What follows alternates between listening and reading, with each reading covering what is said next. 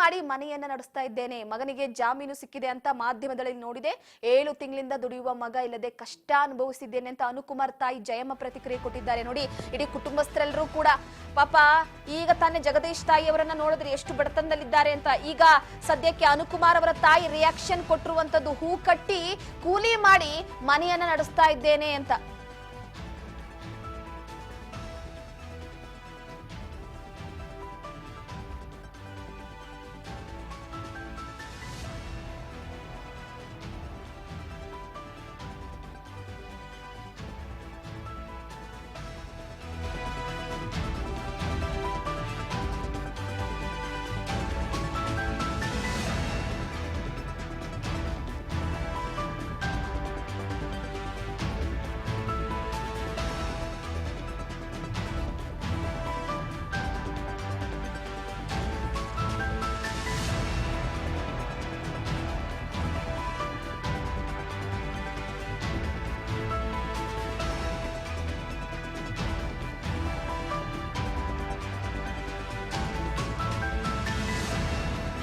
ಪ್ರಮುಖವಾಗಿ ನೋಡಿ, ಒಂದು ಕಡೆ ಅವರ ತಾಯಿ ಪ್ರತಿಕ್ರಿಯೆ ಕೊಟ್ಟಿದ್ದಾರೆ, ಮಾಧ್ಯಮದಲ್ಲಿ ನೋಡಿದೆ. 7 ತಿಂಗಳಿಂದ ದುಡಿಯುವ ಮಗ ಇಲ್ಲದೆ ಕಷ್ಟ ಅನುಭವಿಸಿದ್ದೇನೆ, ಅದ್ರ ಜೊತೆಗೆ ನನ್ನ ಗಂಡ ಸತ್ತು ನಾನು ಹುಷಾರಿಲ್ಲದೆ ಚಿಕಿತ್ಸೆ ಪಡಿತಾ ಇದ್ದೆ, ಈಗ ಕೋರ್ಟ್ ಜಾಮೀನು ನೀಡಿದೆ, ದುಡಿಯುವ ಮಗ ಬರ್ತಾ ಇದ್ದಾನೆ ಅಂತ ಒಂದು ಕಡೆ ಜಯಮ್ಮ ಅವರು ಪ್ರತಿಕ್ರಿಯೆ ಕೊಟ್ಟಿದ್ದಾರೆ. ಸುದ್ದಿ ಕೇಳಿದ್ರೆ ಸಂತೋಷ ಆತ ಸರ್. ತುಂಬಾ ಕಷ್ಟ ಅಂದ್ರೆ ಹೇಳ್ಬೇಡ ಸರ್. ನಮ್ದು ನಾನು ಇಷ್ಟೇ ಸಹ ಮಾತಾಡಕ್ ನನಗೆ ಹೋಗಿ ಹಿಂಗೆ ಸಿಗಾಕೊಂಡು ಇದಾಗಿದೆ, ಏನು ಮಾಡೋಕ್ಕೂ ನೀವೇ ಪರಿಹಾರ ಕೊಟ್ಟು ಬಿಡಿಸ್ಕೊಡ್ಬೇಕು ಅಷ್ಟೇ. ನಾವು ಅದೇ ನೋಯ್ತು ಸಹ ಮಾತಾಡಕ್ಕೆ ನಮ್ಮ ಕೈಲಿ ಜಾಸ್ತಿ ಮಾತಾಡೋಕ್ಕಲ್ಲ, ಇಷ್ಟೇ ನಿಮ್ಗೆ ಕೇಳ್ಕೊಂತೀನಿ ನಾನು ಅಷ್ಟೇ.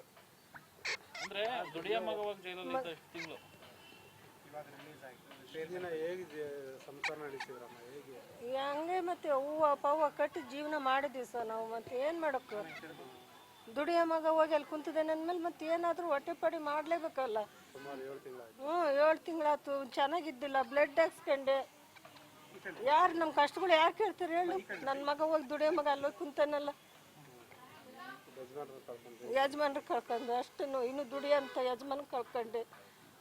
ಅದಕ್ಕಿನ್ನು ನೋವು. ಅವನಿಗೆ ಅಭಿಮಾನದ ಹೆಸರಿನಲ್ಲಿ ಕರ್ಕೊಂಡೋಗಿ ಮೋಸ ಮಾಡಿದ್ರು ಅಂತ ಎಲ್ಲ ಹೇಳ್ತಾ ಇದ್ದಾರೆ ನೀವು. ಯಾರು ಮೋಸ ಮಾಡಿದಾರು ಏನು ದೇವ್ರಿಗೆ ಗೊತ್ತು ಸರ್. ರಿಲೀಸ್ ಆಗಿದ್ದಾನೆ ಅಂತ ಸುದ್ದಿ ಕೇಳಿದ್ರೆ ಸಂತೋಷ ಆತ ಸರ್.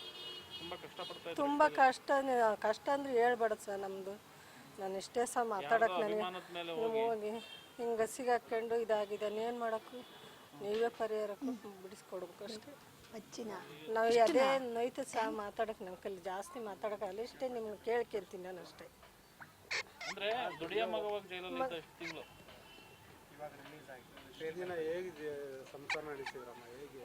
ಹಂಗೆ ಮತ್ತೆ ಹೂವು ಪವ್ವ ಕಟ್ಟಿ ಜೀವನ ಮಾಡಿದ್ವಿ ಸರ್ ನಾವು. ಮತ್ತೆ ಏನು ಮಾಡೋಕ್ಕೂ ದುಡಿಯೋ ಮಗ ಹೋಗಿ ಅಲ್ಲಿ ಕುಂತಿದೆ ಅಂದಮೇಲೆ ಮತ್ತೆ ಏನಾದರೂ ಹೊಟ್ಟೆ ಪಡಿ ಮಾಡಲೇಬೇಕಲ್ಲ. 7 ತಿಂಗಳಾಯ್ತು, ಚೆನ್ನಾಗಿದ್ದಿಲ್ಲ, ಬ್ಲಡ್ ಹಾಕ್ಸ್ಕೊಂಡೆ. ಯಾರು ನಮ್ಮ ಕಷ್ಟಗಳು ಯಾರು ಕೇಳ್ತಾರೆ ಹೇಳು? ನನ್ನ ಮಗ ಹೋಗಿ ದುಡಿಯೋ ಮಗ ಅಲ್ಲಿ ಹೋಗಿ ಕುಂತಾನಲ್ಲ, ಯಜಮಾನ್ರು ಕಳ್ಕೊಂಡು ಅಷ್ಟು ಇನ್ನು ದುಡಿಯಂತ ಯಜಮಾನ್ ಕಳ್ಕೊಂಡೆ.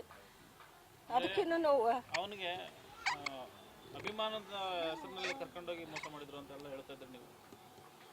ಯಾರು ಮೋಸ ಮಾಡಿದಾರು ಏನು ದೇವ್ರಿಗೆ ಗೊತ್ತು ಸರ್. ರಿಲೀಸ್ ಆಗಿದ್ದಾನೆ ಅಂತ ಸುದ್ದಿ ಕೇಳಿದ್ರೆ ತುಂಬಾ ಕಷ್ಟ. ಒಂದು ಕಡೆ ನೋಡಿ, ಇಷ್ಟು ನೋವಿನಿಂದ ಹೇಳ್ಕೊಳ್ತಿದ್ದಾರೆ, ಅವರ ತಾಯಿಗೆ ಇನ್ನೆಷ್ಟು ಕಷ್ಟ ಆಗಿರ್ಬೋದು. ಸೊ ಪ್ರಮುಖವಾಗಿ ಒಂದು ಕಡೆ ಬಹಳ ಸಂತಸದ ಸಮಯ ಕುಟುಂಬಸ್ಥರಿಗೆ. 6-7 ತಿಂಗಳು ತಾಯಿ ಕಷ್ಟ ಪಡ್ತಿರ್ತಾರ, ಹೇಗಿದ್ದಾರೆ ಅನ್ನುವಂಥದ್ದು ಕೂಡ ಒಂದು ಕಡೆ ಅವರ ಮಗನಿಗೂ ತುಡಿತಾ ಮಿಡಿತಾ ಇರುತ್ತೆ, ತಾಯಿಗೂ ಕೂಡ ಅಷ್ಟೇ.